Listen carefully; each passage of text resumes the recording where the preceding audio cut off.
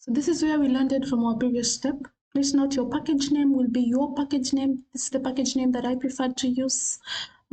Yours should be different depending on what you selected when you're creating the project. So I'll just delete this. I need to remove the noise so we could remain with what we need to use to create our Hello World output. I will be deleting this. We'll talk more about the things you're seeing on screen later on. For now, let's just focus on printing Hello World.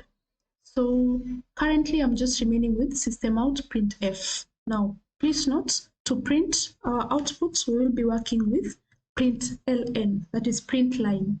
We'll talk more about the rest later. So I'll just delete that too, so I can have a blank screen, a blank method as such. I'll tell you what a method is later on, but we are within our main method. So a shortcut to getting the system out ln is to type in sout, as you're seeing there, and then enter.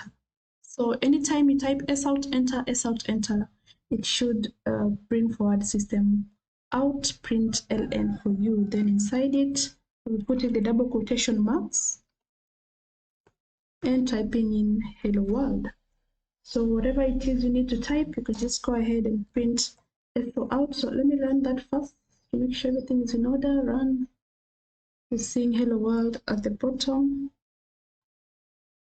There you go. So hello world. There you go. Now if you need to print anything else, it's out. Hello to you too, for instance. And then you run. So we're just getting started. You're just seeing how to make things work.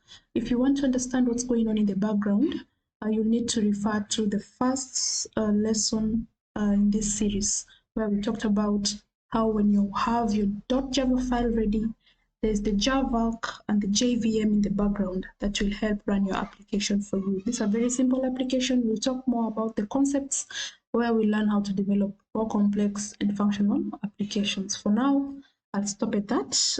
Practice some more with printing different words. We will continue with discussing object-oriented programming concepts right after this practice.